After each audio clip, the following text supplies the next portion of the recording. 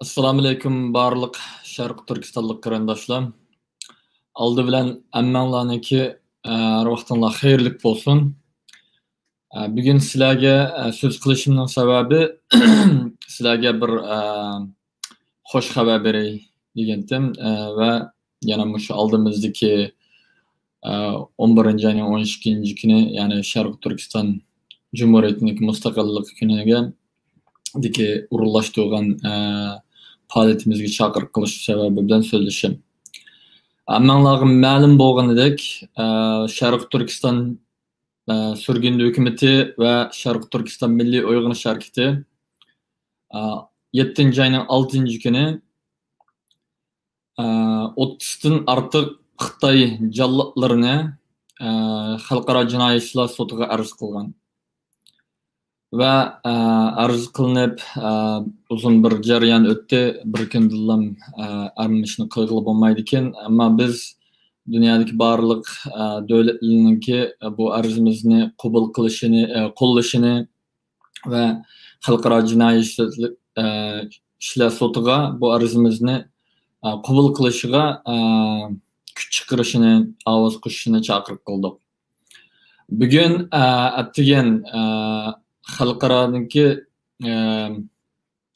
33 parlament a'zolari, 14 davlatdagi 33 parlament a'zolari bu xalqaro jinoiy ishlar sudiga qilingan arzimizni qo'llab, xalqaro jinoiy ishlar sudini bu arzimizni qabul qilishiga chaqiriq qildi.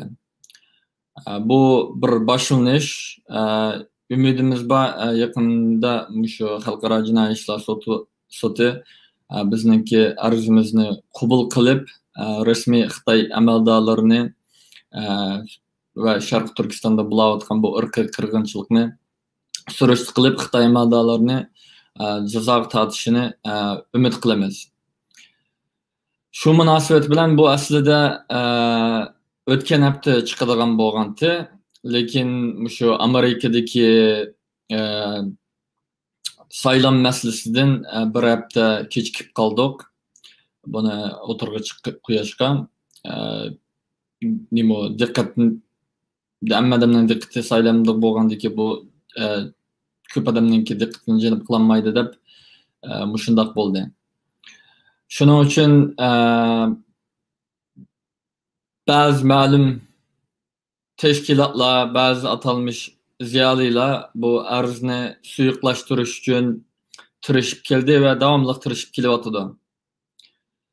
Ularga quloq solmanglar xalqim.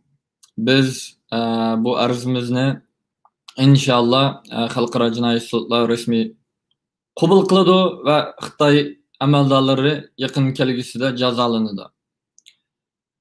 Bu resmi bir arz, bu fakat bir narazılık xiti veya ki başka şu ma'lum bir teşkilatniki adımı degendek bir iş, küçük iş emas.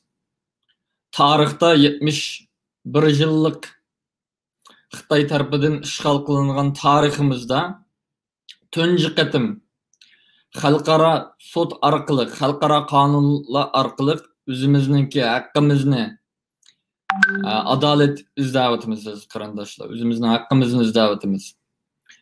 Shuning uchun sizlarniki bu xalqaro jinoiy ishlar sudidagi bo'lgan arzimizni qo'llashinglarni chaqiriq qilamiz va yanada shu oldimizdagi 11-ayning 12-kunidagi dunyoning har qaysi joylaridagi faoliyatlarimizga qatnashishinglarni umid qilamiz. Bo'libmi shu Washington DC, Virginia, Maryland atrofidagi qarindoshlarniki, Amerikadagi qarindoshlarniki Peyshanba kuni saat 10'dan bir qichi bo'ladigan Sharq Turkiston mustaqil kunini tabriklash va Amerika hukumatini, Amerika parlamentini Sharq Turkistondagi bo'layotgan Xitoyninki insoniyatga qarshi jinoyatlarini irqiy qirg'inchilikda bir rasmiy e'tirof qilishini va Sharq Turkistonninki bir bosilib olgan davlat ekanligini e'tirof qilishini chaqiriq qilamiz. Shuning uchun sizlarningki bu bir kun vaqtinglarni chiqarib bu namoyishga, bu faoliyat qatnashishinglarni umid qilamiz. Yana davomli biz xalqimiz uchun, davlatimiz uchun mustaqilligimiz uchun izchil kurash qilamiz va xalqimizni ümidsizlanmay, izchil davomli harakat qilishini chaqiriq qilamiz. Rahmat. Ma videoni ko'p xabar topmaganlarga, ko'rmaganlarga taqib qo'ygan bo'lsanglar, rahmat.